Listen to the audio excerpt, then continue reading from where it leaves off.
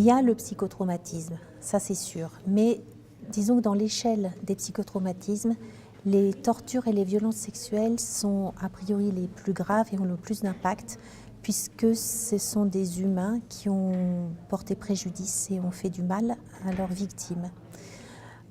Souvent, les violences sexuelles arrivent en début de vie, et donc les personnes ne peuvent pas se construire correctement, construire leur personnalité, et vont développer d'autres maladies qui vont se rajouter à l'ESPT, c'est-à-dire à l'état de stress post-traumatique, par des dépressions, d'autres troubles anxieux tels que le syndrome anxieux généralisé, tels que les TOC, les phobies, et puis il peut y avoir de nombreuses somatisations et aussi des addictions. Voilà, c'est 4 classes de maladies en fait qui peuvent se retrouver en plus du syndrome, je dirais, pathognomonique qui est l'état de stress post-traumatique.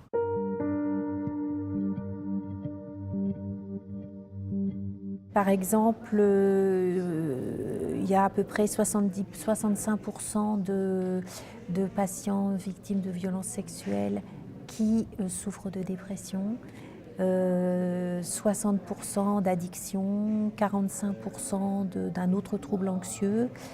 Et puis, par exemple, chez les patients addicts, à peu près 89% ont vécu des violences sexuelles dans leur enfance. Et dans les troubles de personnalité état limite, je crois que c'est 80%. Il y a eu des études qui ont montré que 80% en fait avaient vécu des violences sexuelles.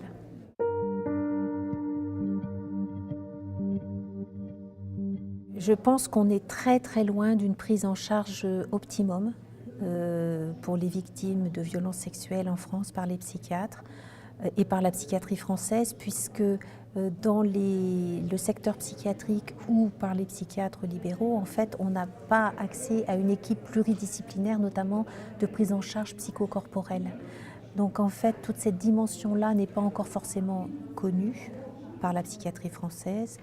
La psychiatrie française n'adhère pas forcément non plus à toutes ces nouvelles théories qu'il faut travailler dans le corps, en plus de travailler dans l'esprit. Voilà. Et il faut travailler dans la globalité de la personne, dans ce qu'on appelle les thérapies intégratives. Et je pense qu'en France, on n'est encore pas très au point pour ces questions-là.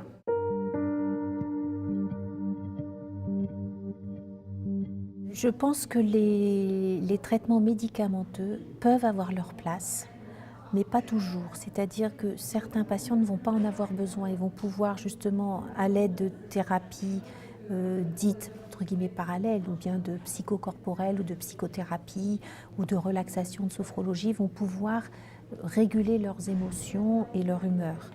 Par contre, pour certains patients, le traitement médicamenteux va être absolument nécessaire. Ou on peut dire aussi qu'il sera utile parce que le traitement va pouvoir aider, consolider au niveau émotionnel pour pouvoir traiter des violences sexuelles par la libération de la mémoire traumatique.